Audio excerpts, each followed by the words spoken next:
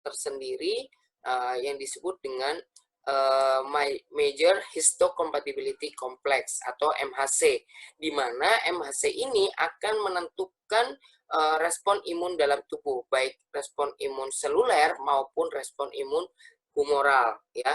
Kalau ngomongin seluler, berarti maksudnya seluler itu apa? Berarti melibatkan sel, namanya juga seluler, ya berarti sel. Nah, kalau humoral itu humoral, berarti antibody, ya kan? Human body gitu loh. Cara ingat-ingatnya gitu ya. Nah, protein yang dapat protein yang terdapat pada permukaan sel yang berperan dalam pengendalian antigen disebut dengan MHC. Nah, terdapat pada sel-sel APC atau antigen presenting cell dan sel berinti. Pada manusia disebut juga dengan HLA. Jadi kalau MHC itu umum, tapi kalau pada manusia disebut dengan HLA atau human leukocyte antigen, ya, atau antigen leukosit pada manusia. Protein tersebut sangat berperan dalam komunikasi antar sel dan respon imun dalam tubuh, termasuk kemampuan merespon tipe antigen. Nah, di sini molekul MHC terdiri dari kelas. Ada kelas 1, kelas 2, kelas 3, dan setiap kelasnya memiliki peranan yang berbeda-beda dalam regulasi imun. Oke, saya akan menjelaskan satu saja proses kekebalan tubuh yang melibatkan MHC, ya. Jadi, misalkan nih, di dalam tubuh akan ada bakteri yang datang.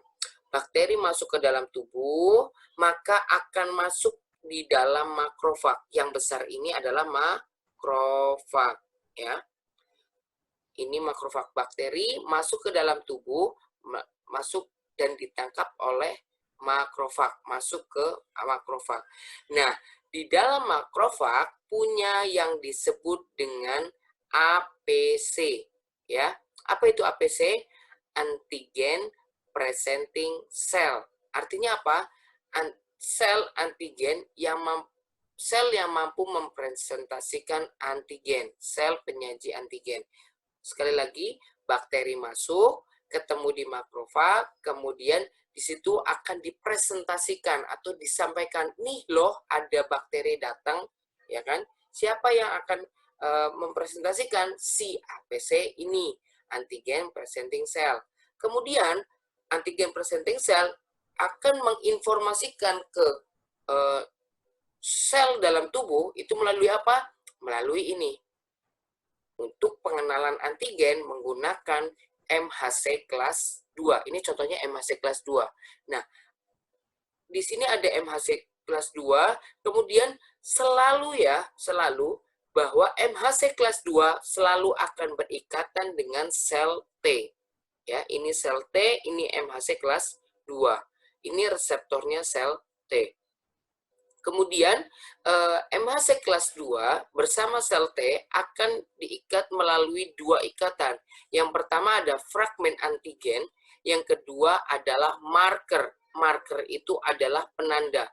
Jadi kalau penandanya MHC kelas 2 adalah CD4 atau CD4. Sementara kalau MHC kelas 1 adalah CD8 atau CD8. Sebagai contoh, ini adalah MHC kelas 2 yang akan diikat oleh marker atau penanda yaitu CD4. Ya. Nah, sel T itu ada sel T di sini merupakan suatu sel T helper yang nantinya akan menghantarkan impuls ke dalam tubuh, ya. Di situ nanti akan melibatkan beberapa mediator, yaitu yang pertama yaitu begitu dia sudah berikatan dan sudah masuk ke sel T, ya tadi penghantaran sudah dipresentasikan, berikatan melalui MHC dan reseptor sel T, maka di sini interleukin akan mengaktifkan sel T helper. Interleukin berapa? IL-1. Jelas sampai di sini? Nah, kemudian setelah masuk IL-1 di sini, maka akan terjadi respon. Responnya apa? Muncul suatu respon kekebalan melalui dua jalur.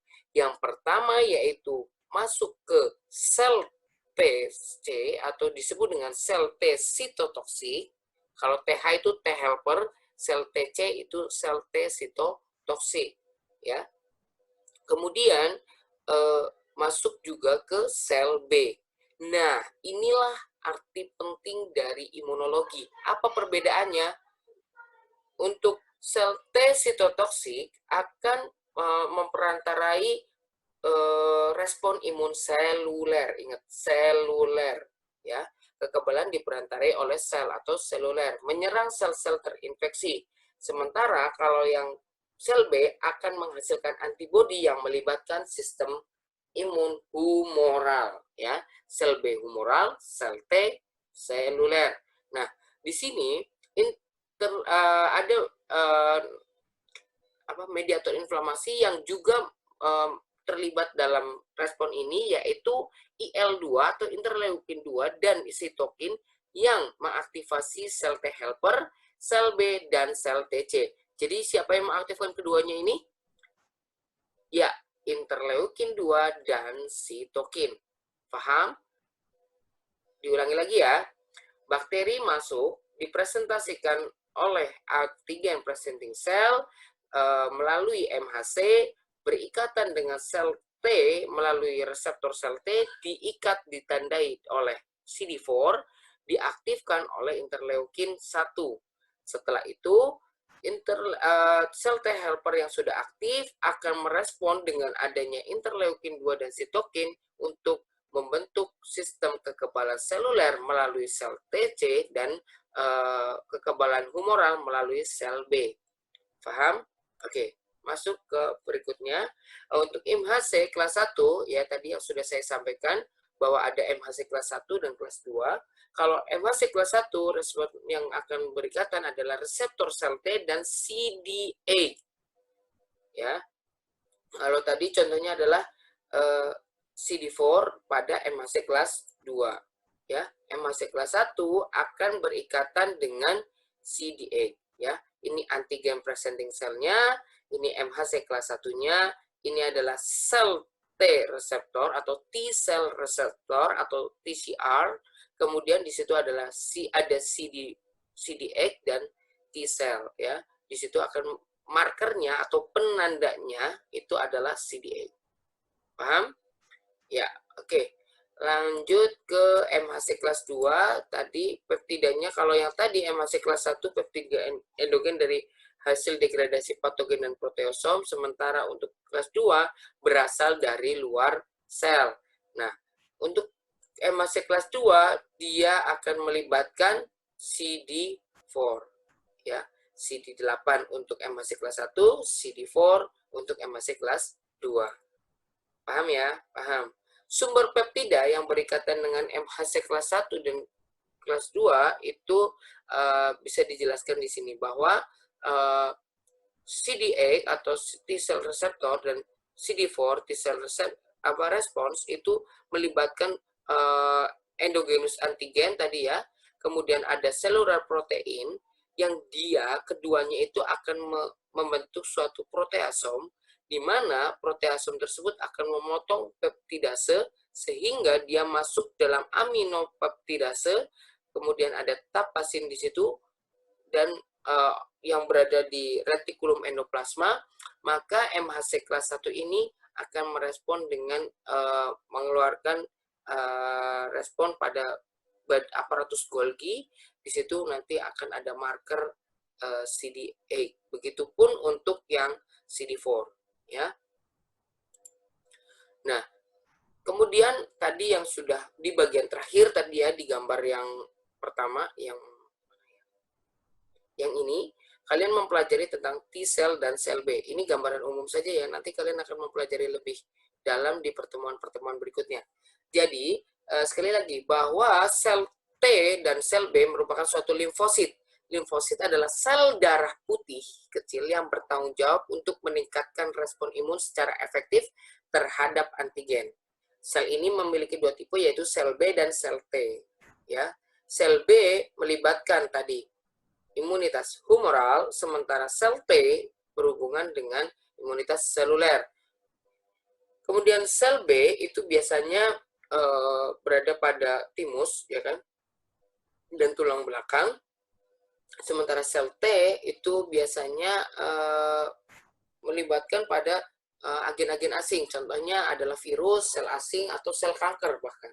Ya, tipe untuk subset sel T dan sel B sulit dibedakan secara mikroskopis. Sedangkan untuk membedakannya adalah terletak pada permukaan molekulnya. Biasanya yang digunakan untuk membedakan kedua sel tersebut adalah marker protein pada permukaan sel yang disebut dengan cluster differentiation. Ya. Marker protein yang dijumpai pada semua sel T adalah CD3.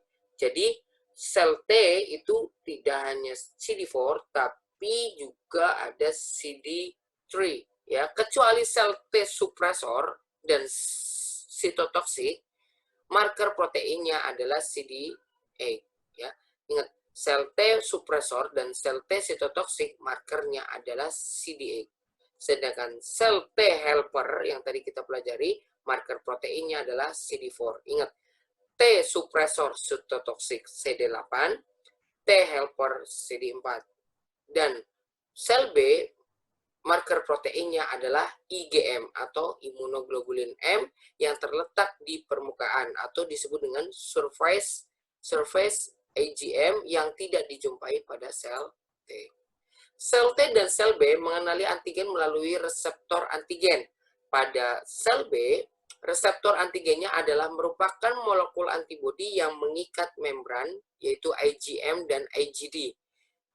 Ketika sel B mengikat antigen, maka sel B akan menjadi matang untuk membentuk sel plasma.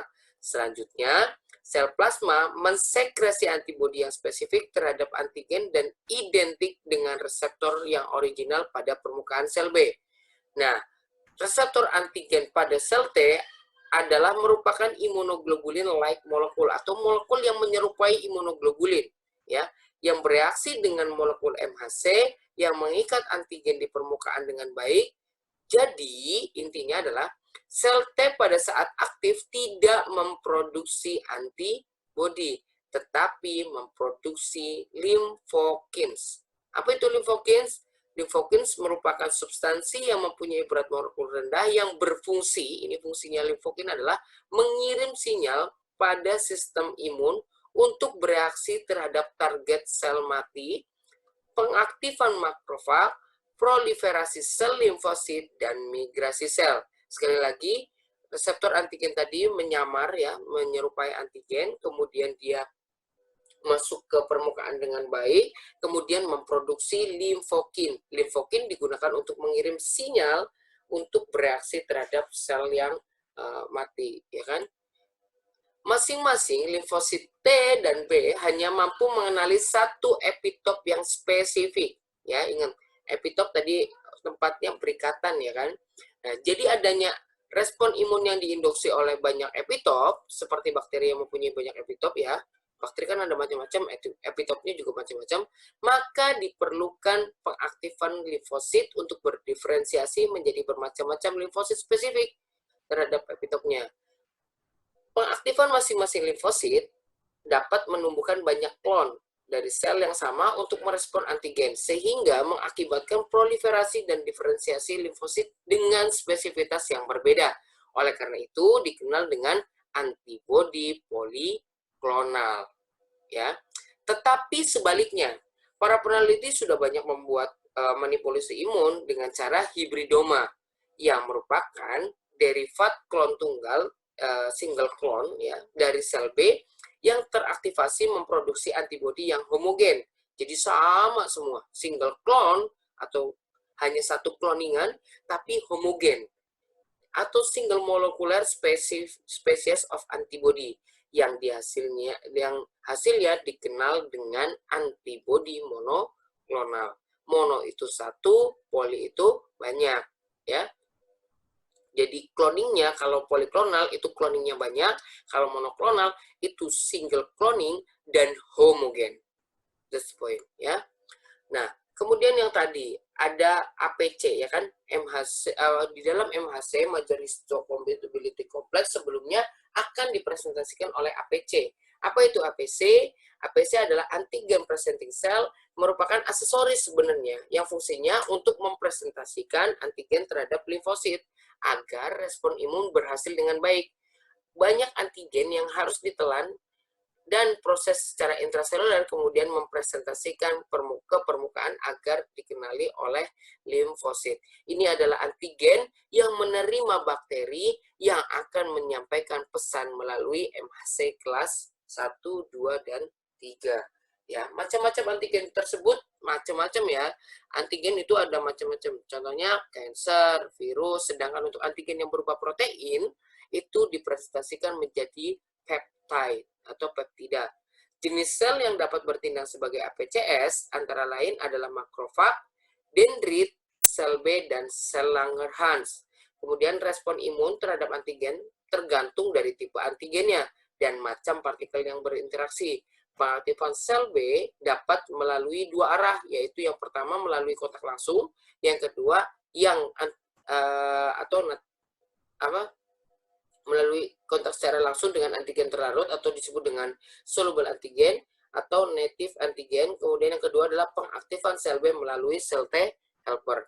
Nah, ini adalah role of an antigen presenting cell. Jadi ini adalah gambaran dari antigen presenting cell dalam tadi menangkap dan mempresentasikan bakteri atau virus yang masuk ke dalam tubuh. Satu, yaitu fagositosis enemy cell, ya kan, atau antigen. Ya, jadi ini adalah entah itu enemy cell adalah sel yang berbahaya gitu ya, baik berupa virus maupun bakteri, ya kan, bisa juga berupa hormonal, ya kan, kanker juga bisa, ya kan, fungi juga bisa. Kemudian melakukan fusi lisosom dan fagosom, ya, fusion atau bergabung dengan fagosom dan lisosom. Fusion itu artinya bergabung.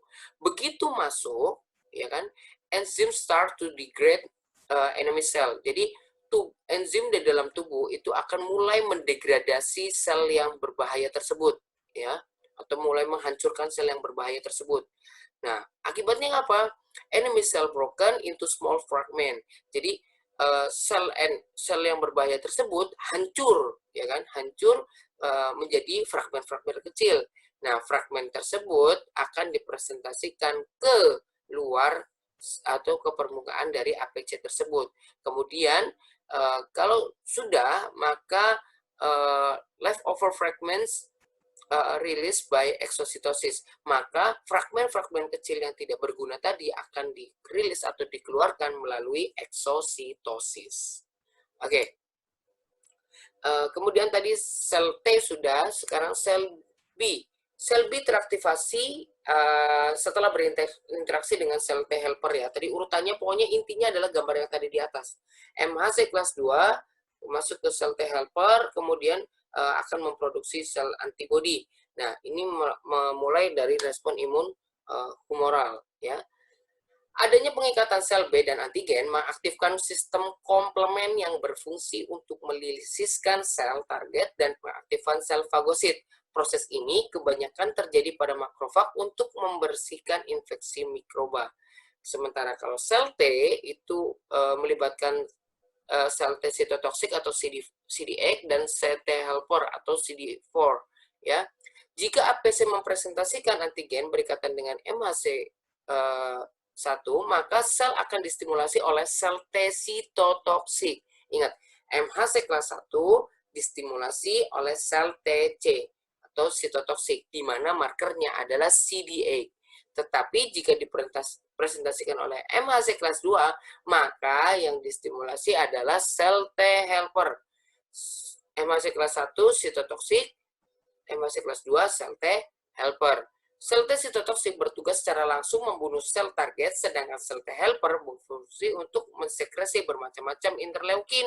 Tadi ada beberapa interleukin yang terlibat ya, IL-1 dan IL-2. Begitu juga beberapa sitokin proinflamasi.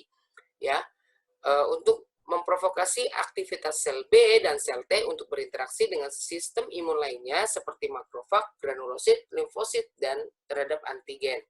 Kemudian antibodi. Ya, antibodi itu adalah protein imunoglobulin yang disekresi oleh sel B yang teraktivasi oleh antigen. Jadi dengan adanya antigen, otomatis akan terbentuk antibodi. Ya, jadi semua molekul antibodi terdiri dari dua untaian peptida pendek yang dikenal dengan light chain.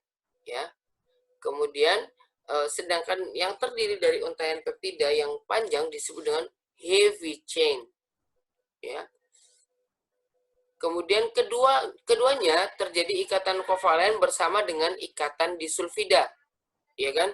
Yang berbentuk seperti pada gambar, ya.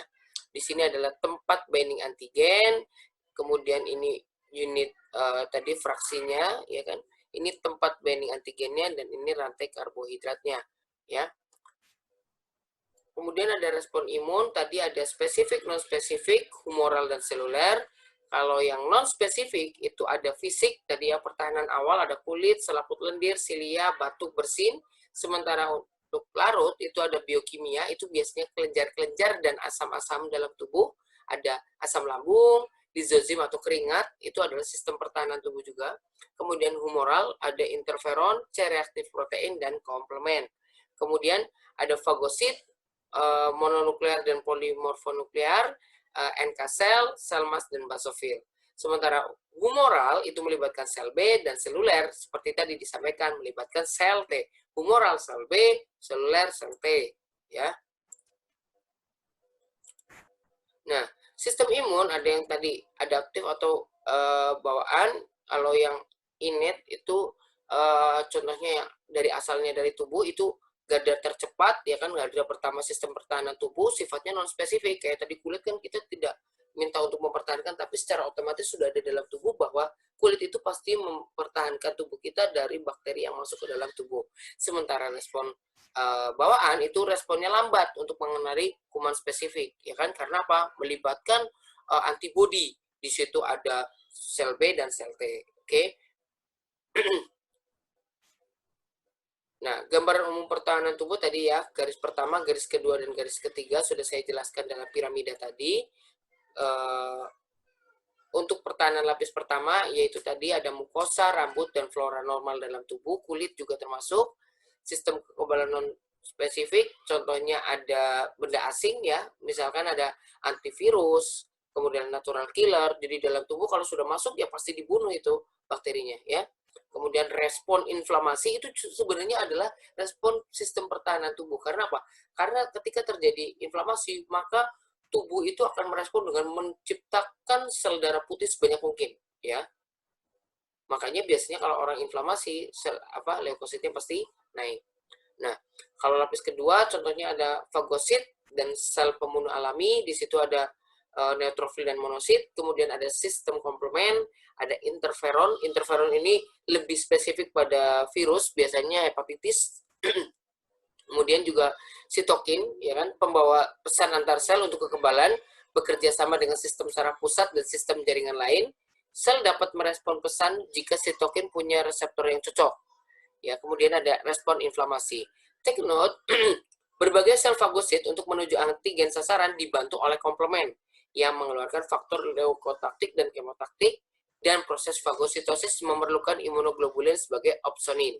Nah, sementara untuk respon imun non spesifik lainnya adalah reaksi inflamasi akibat dilepaskannya mediator-mediator tertentu oleh beberapa jenis sel, seperti basofil yang melepas histamin dan trombosit yang melepas vasoaktivamin. Nah, kalau yang ketiga itu respon imun yang melibatkan limfosit B dan limfosit T. Oke, itu adalah gambaran umum terkait dengan imunologi. Kalian akan mempelajari one by one apa itu MHC kelas 1, MHC kelas 2, apa itu marker, apa itu interferon, apa itu komplement, apa itu sitokin, nanti akan dipelajari lebih spesifik pada pertemuan-pertemuan berikutnya oleh tim teaching juga. Oke, saya ingin memberikan sebuah pesan untuk kalian semua bahwa kuliah itu memang sulit gitu ya. Kalau kalian merasa, oh ini mata kuliah apa sih gitu ya, kalian bukan menghindari masalah, tapi kalian harus bisa memecahkan masalah. Ingat bahwa kuliah itu susah, tapi masih susah perjuangan orang tua untuk untuk nguliahin anaknya. So, jangan pernah kecewakan orang-orang di sekitarmu. Keep healthy, jaga kesehatan, dan ingat, setelah ini akan ada kuis dan forum. Silakan optimalkan forum tersebut untuk mencari nilai afektif seoptimal mungkin, dan kalian juga bisa mengerjakan kuis yang akan saya tentukan hari dan tanggalnya. Kalian nanti tinggal isi. Biasanya kuis itu saya spesifikkan beberapa menit saja. Jadi tolong pada saat kuis plotting waktunya biasanya sesuai dengan jadwal mata kuliah tersebut. Itu saja informasi dari saya. Mohon maaf bila ada kekurangan. Thank you for watching. Wassalamualaikum warahmatullahi wabarakatuh, and see you again.